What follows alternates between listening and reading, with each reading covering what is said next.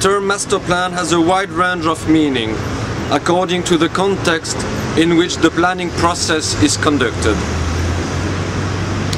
Where all economic investment is centrally directed and all land-using activities socially controlled, the master plan is often a mandatory administrative instrument prescribed with the force of law the only permissible use of each parcel of land until, after a fixed period of time or in pursuance of a cumbersome procedure, specific alternations have been formally approved by the responsible authority. If such a rigid harness is not to constrict and deform the organic growth of a town, rather than guide it to the best advantage, the planner must have his ear very close to the ground. He must make quite sure that his master plan reconciles the existing situation with the imminent requirements of the powers that be and with known demographic trends, and that it does so in a socially acceptable and economically feasible fashion.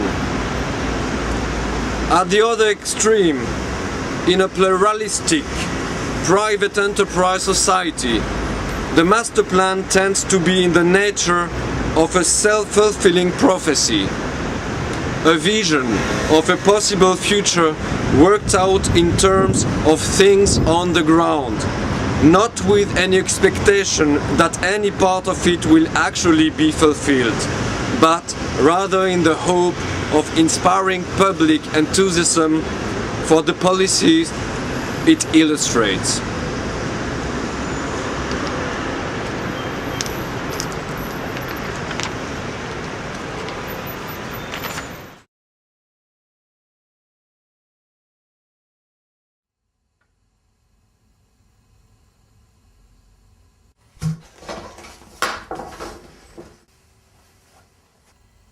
The main conception of this entry is based upon A.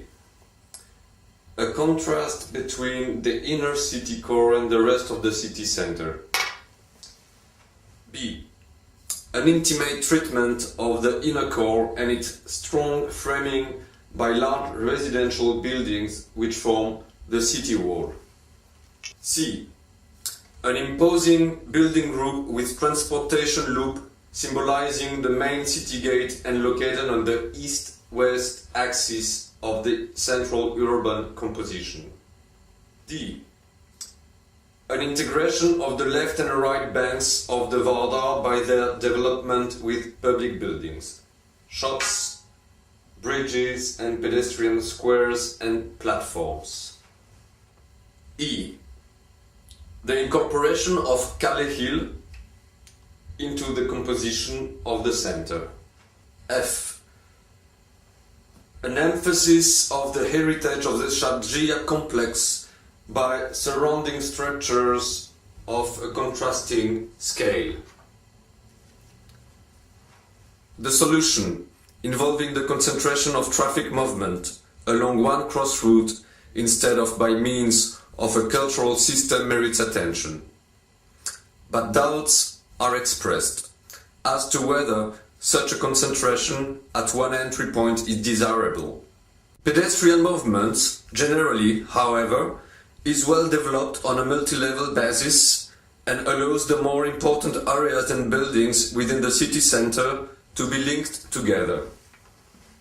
The solution of the underground railway facilities is neither convincing nor justified from an economic standpoint, particularly as it involves a crossing under the river and there are difficulties resulting from the water table and the seismic properties of the soil. The proposal to shift the northern highway and to use an open cut instead of tunnel for the highway at Calais deserves detailed study. The distribution of the main functions of the city center along the axis of its core is skillfully handled in design and scale, but the location of the university limits the possibilities of its expansion and does not take into account the existing facilities. The city gate is excessive in scale in relation to the city. The concentration of functions in this group would give rise to the generation of intense traffic volumes. New cultural facilities and monuments are well seated and integrated into the plan in a convincing manner. Some of the historic monuments are not given an appropriate treatment by the adjacent development proposed, as in the case of the area around the clock tower. The architectural interpretation of the larger structures and the planning and design of the urban ensemble are of high quality. Less acceptable are the size of some of those imposing features, as for instance the university, the Central Committee of the League of Communists, the Assembly, and the City Gate complex. The proposal includes large open spaces around the center, which involve the destruction of important housing and industrial areas.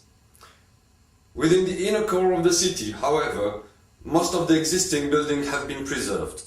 This entry has dealt with many aspects of the plan in a serious, original, and inspired way. It merits particular acknowledgement.